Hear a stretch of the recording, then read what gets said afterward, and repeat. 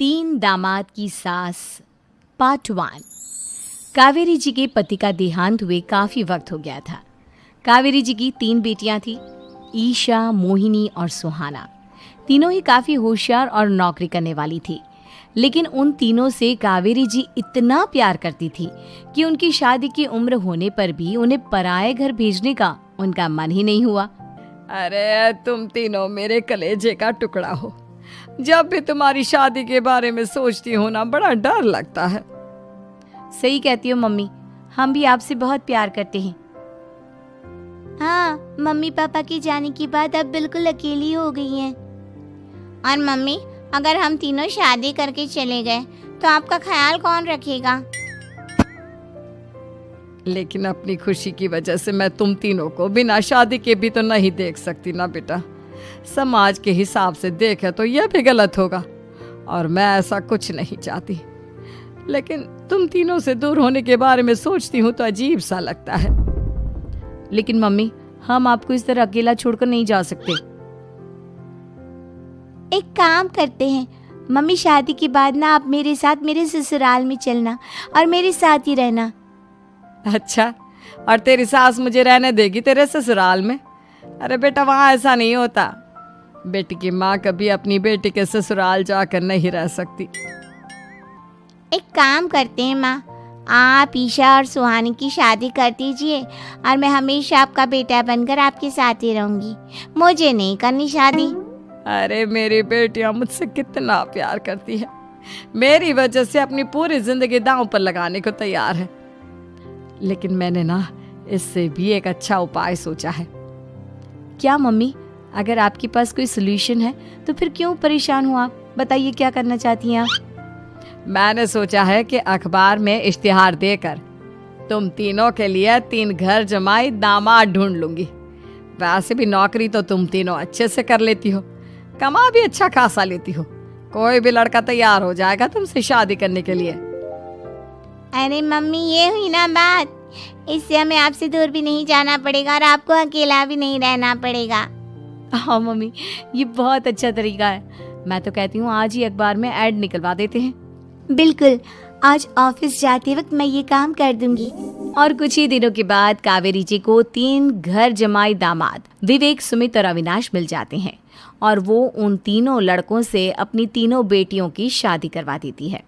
शादी के कुछ दिन के बाद, अरे अब शादी हो गई, छुट्टियां खत्म, तुम तीनों जाकर नौकरी करो, कुछ काम करो। अरे मम्मी जी, कमाल करती हैं आप। अब घर जमाए इसलिए थोड़ी ना बनाए कि हम बाहर जाकर नौकरी करें। मम्मी जी, मेरा तो घर जमाई बनने का मकसद ही यही था कि कमाने वाली बीवी मिल जाए। बाहर जाकर काम करने से तो मेरा दिल घबराता है। घर का कोई काम है तो बता दीजिए मुझे। अगर ऐसी बात है तो शाम का खाना बनाओ। मेरी बेटियां नौकरी से थकी हारी आती है, अब नौकरी नहीं कर सकते तो कोई बात नहीं, घर का काम करो तुम लोग। मैं तो घर का काम करने में बहुत खुश हूँ, बस ये बाहर धूप में निकलना, रास्ते में जाना, नौकरी करना, ये सब मुझसे नहीं होता। बिल्कुल ठीक कह रहा है सुमित। अरे गर्मी में, बारिश में, सर्दी में घर से निकल कर जाना और उधर बॉस की चिक चिक सुनना, इससे बढ़िया तो ये है कि मैं घर में झाड़ू पोछा कर लूँ। ठीक है, फिर तुम झाड़ू पोछा करना। अविनाश शाम का खाना बनाएगा और विवेक तुम सुबह का नाश्ता और खाना बनाओगे। मेरे तीनों दामाद घर संभालेंगे और बेटियां नौकरी करेंगी।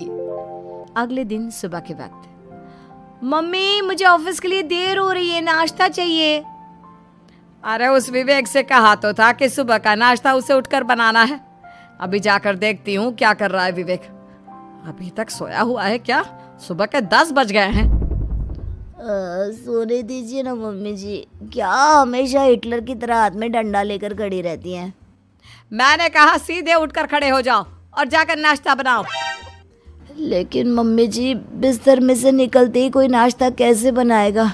2 मिनट, वॉशरूम जाकर आता हूँ। बिल्कुल नहीं, सीधे रसोई में पहुंचो, मेरी बेटी को ऑफिस जाने में देर हो रही है। कुछ देर के बाद, हे भगवान, दोपहर के 12 बजे हैं लेकिन घर इतना गंदा पड़ा है। सुमित से कहा था मैंने समय पर झाड़ू पोछा कर देना। सुमित, कहाँ हो तुम? क्या हुआ मम्मी जी, सुबह की चाय तो पीने दीजिए, आप भी याद करती हैं, चिल्लाती ही रहती है। ये सुबह की चाय है या दोपहर की चाय? अगर तुम 12 बजे उठकर सुबह की चाय पियोगे तो क्या शाम का खाना रात के 3 बजे खाओगे? मम्मी जी चिल्लाइए मत, बताइए बात क्या है। अरे 12 बज चुके हैं, अभी तक झाड़ू पोछा नहीं हुआ, घर में देखो कितनी गंदगी है। अच्छा, तो आप इसलिए परेशान हैं। वो क्या है ना मम्मी जी, आज मेरे हाथ में दर्द हो रहा है। रात को उल्टी करवट से सो गया था, हाथ हिलाया भी नहीं जा रहा। कौन से हाथ में दर्द है दामाद जी? इस सीधे हाथ में मम्मी जी, हाथ हिल भी नहीं रहा है। विवेक, सुन लिया तुमने? सुमित के हाथ में इतना दर्द है कि बेचारे का हाथ भी नहीं हिल रहा। आज तो ये खाना भी नहीं खा पाएगा, तो एक जन का खाना कम ही बनाना। ठीक है मम्मी जी। अरे नहीं मम्मी जी, मेरे कहने का मतलब वो नहीं था, मेरा मतलब है खाना तो खाऊंगा ना। अरे लेकिन कैसे? हाथ तो हिल भी नहीं रहा है। अरे मम्मी जी, आपको ना किसी जेल में जेलर होना चाहिए था। बेकार में हमारी सास बनकर जिंदगी खराब कर रही हैं। अरे लगाता हूँ पोछा, एक बेचारा घर जमाई और कर भी क्या सकता है। शाम को जब ईशा, सुहाना और मोहिनी ऑफिस से लौट कर आती हैं। मम्मी, शाम के खाने में क्या बना है? अब ये तो तेरे पति को ही मालूम होगा ना बेटा, उसने ही खाने की जिम्मेदारी ली थी। लगता है मम्मी आपने ये घर जमाए वाला तरीका अपनाकर मुसीबत मोल ले ली है। आपके तीनों घर जमाए कितने आलसी हैं। मेरे वाले को देखो, दोपहर के 12 बजे सुबह की चाय पीता है और काम क्या करना चाहता था? घर का झाड़ू पोछा। मम्मी बता रही थी कि आज उसने घर का झाड़ू पोछा शाम की 5 बजे किया था।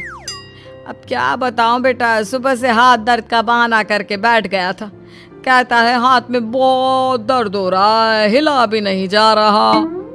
सब बहाने मम्मी, ये तीनों घर जमाए मिलकर ना बस बैठकर खाना खाना चाहते हैं, काम धाम तो बिल्कुल नहीं करना चाहते। अरे लेकिन ऐसे काम नहीं चलेगा ना, मुझे इन तीनों को सबक सिखाना ही पड़ेगा। अरे तो मम्मी, आप हिटलर से कम है क्या? आपने जब हम तीनों को सबक सिखा कर इतना लायक बना दिया, तो इन तीनों नालायक दामाद को भी आप कुछ न कुछ तो बना ही देंगी। हाँ मम्मी, बस अपने अंदर के हिटलर को बाहर लाइए और अपनी तीनों दामादों को अच्छी तरह से सबक सिखाइए। रही बात आपकी बेटियों की, तो हम तीनों तो हमेशा से आपके साथ हैं। अरे लेकिन बेटा, इस काम के लिए तुम तीनों को मेहनत करनी पड़ेगी। कैसी मेहनत मम्मी? ऑफिस में तो वैसे ही बहुत मेहनत करते हैं हम तीनों।